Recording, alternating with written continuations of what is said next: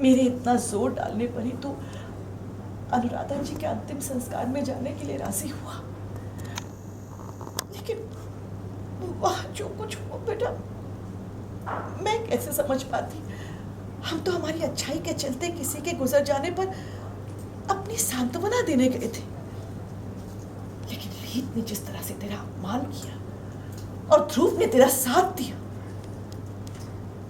तेरा इतना अपमान, रीत ने जिस तरह से तेरा अपमान किया और ध्रुव ने अपनी बहन का साथ दिया, ये ठीक नहीं हुआ बेटा। मुझे माफ कर दे, तेरा अपमान सिर्फ मेरी वजह से हुआ, मुझे माफ कर दे बेटा। वाह, कर दी ना उस भाई बहन ने आप सबकी बेइज्जती। हाँ, उसने तेरे भाई को तलाक देने की धमकी दी है। समझते क्या है अपने आप को? मेरा बेटा भी दे देगा उसे तलाक। हाँ, क्या रीत ने अपनी माँ के अंतिम संस्कार पर आपसे तलाक की बात की? हाँ, उसका बस चलता ना तो किराए के गुंडे बुलाकर हमें धक्के मारकर वहां से निकलवा। पता है, उसके मोहल्ले से एक भी इंसान नहीं आया था अनुराधा जी के लिए आंसू बहाने। ऐसे हालात में भी रीत अपनी अक्कड़ से बाज नहीं आ रही थी। हम इक्का दुक्का लोग वहां उनकी माँ को भावपूर्ण श्रद्धांजलि देने पहुंचे थे, लेकिन वो हमारा भी अपमान कर दिया। मुझे तो विश्वास ही नहीं हो रहा, आपने रीत को पलट के जवाब क्यों नहीं दिया? ऐसी क्या वजह है जो आप इतना चुप हो? कहीं उसकी हालत देखकर आपको उस पर दया तो नहीं आ रही?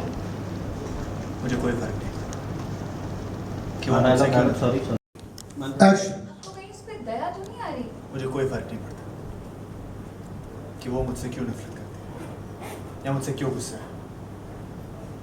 मैं वहाँ माँ का शोक मनाने गया था और वहाँ वो मुझे ऐसी गलतियाँ गिनवा रही थी जैसे उसके साथ जो हो रहा है उसका जिम्मेदार मैं हूँ, लेकिन असल में उसकी जिम्मेदार वो खुद है। एक मिनट, नहीं मैंने चेंज किया। मैं वहाँ माँ का शोक मनाने गया था। प्रीत जानती थी कि माँ के साथ मेरा क्या रिश्ता था, उसके बावजूद उसने माँ के साथ रिश्ता छुपा दिया। उस रिश्ते को मानने से इनकार कर दिया।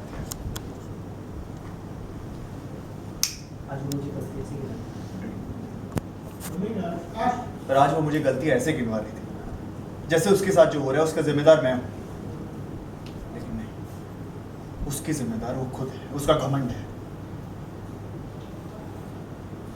माँ एक इकलौती कमी थी जिन्होंने मेरा रिश्ता रीत के साथ जोड़े रखा था, लेकिन उनके जाने के बाद वो कड़ी टूट गई। अब चौधरी परिवार का हर इंसान मेरे लिए अंजाम है। और तो दया की बात कर, मुझे उससे कोई दया नहीं आ रही, क्योंकि लास्ट टाइम